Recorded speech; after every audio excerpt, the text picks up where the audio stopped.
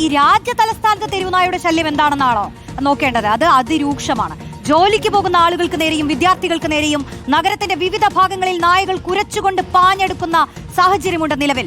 നിരവധി മലയാളികൾ ദിനം പ്രതി എത്തുന്ന കേരള ഹൌസിന് മുന്നിലെ സാഹചര്യം എന്താണെന്ന് നോക്കാം. YS അഭിനന്ദ് ചേരുന്നു. അഭിനന്ദ്, മനേക ഗാന്ധിയുടെ വാക്കുകൾ കേട്ടതേ വന്നേ ഉള്ളൂ. അവർ പറയുന്നത് ഇപ്പൊ കേരളത്തില് കുട്ടികൾ ഉൾപ്പെടെ തെരുവുനായ ആക്രമണത്തിൽ കൊല്ലപ്പെടുന്നു എന്ന് നോബൽ മാരിക്കാരൻ ചൂണ്ടിക്കാട്ടുമ്പോൾ മനേക ഗാന്ധിയുടെ വാക്കുകൾ കേരളം കൊല്ലാൻ ഇഷ്ടപ്പെടുന്നു എന്നാണ്. നമുക്ക് രാജ്യ തലസ്ഥാനത്തെ സ്ഥിതി ഒന്ന് നോക്കാം. എത്ര നാളായി നമ്മളിതേ ഈ മണിക്കൂറിൽ തന്നെ പല കുറി മുൻപും തെരുവുനായ ആക്രമണത്തിൽ വലഞ്ഞിരിക്കുന്ന രാജ്യ തലസ്ഥാനത്തെ ജനങ്ങളെ കണ്ടിട്ടുണ്ട്. എന്തെങ്കിലും മാറ്റമുണ്ടോ? സുപ്രീം കോടതിയിൽ നിന്ന് നിർണായകമായ ഉത്തരവിന് പിന്നാലെ രാജ്യതലസ്ഥാനത്തെ അവസ്ഥ എന്താണെന്ന് നോക്കുവാൻ വേണ്ടിയിട്ടാണ് നമ്മൾ ഇറങ്ങിയത്. രാജ്യതലസ്ഥാനത്ത് ഏറ്റവും പ്രധാനപ്പെട്ട ഒരു സ്ഥലത്താണ് ഞാനിപ്പോൾ നിൽക്കുന്നത്, ജന്തർ മന്ദർ. ജന്തർ മന്ദർ എന്ന് പറഞ്ഞു കഴിഞ്ഞാൽ പ്രതിഷേധങ്ങൾ ധാരാളം നടക്കുന്ന സ്ഥലം. ഇതിനോടൊപ്പം തന്നെ രാജ്യത്തെ പ്രസിദ്ധമായ ഇടമാണ്. തൊട്ടപ്പുറത്താണ് മലയാളികൾ നിരവധി പേർ ഒരുപാട് സ്ഥലങ്ങളിൽ നിന്ന് എത്തുന്ന കേരള ഹൌസ് സ്ഥിതി ചെയ്യുന്നത്. ഒത്ത നടുക്കായിട്ടാണ് ഈ സ്ഥലം. ഇവിടെ നോക്കി, ഈ ദൃശ്യങ്ങളിൽ നമ്മുടെ വീഡിയോ ജേർണലിസ്റ്റ് കണ്ണൻ പ്രസിഡന്റ് കൃത്യമായി കാണിച്ചു തരും.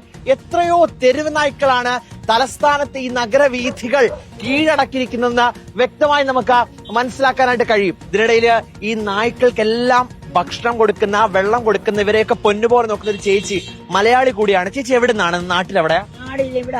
തന്നെയല്ലേ? ഈ പട്ടികളെയൊക്കെ ഇപ്പൊ കൊല്ലാം, അല്ലോ ഷെൽട്ടറുകളിലേക്ക് മാറ്റാമെന്നൊക്കെയാണ് സുപ്രീം കോടതി വിധിച്ചിരിക്കുന്നത്. ചേച്ചിയുടെ അഭിപ്രായം എന്താ? ഷെൽട്ടറിലൊന്നും പോത്തുന്നില്ല. ഗായ്ക്കോ കാണാവാളിയാണ്, കുത്താക്കോ പസന്നി. പേരെന്താ? പൂജ.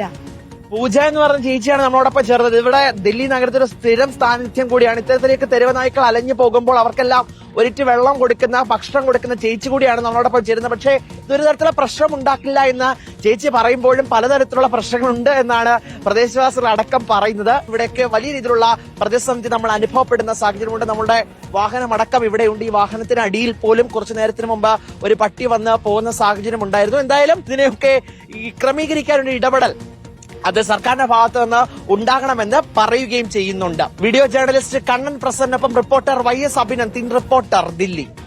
യെസ്, കോടതി തോൽവി സമ്മതിച്ചു എന്ന് പറയുന്ന മനേക ഗാന്ധി ഇതൊക്കെ കാണുന്നുണ്ടോ ആവോ?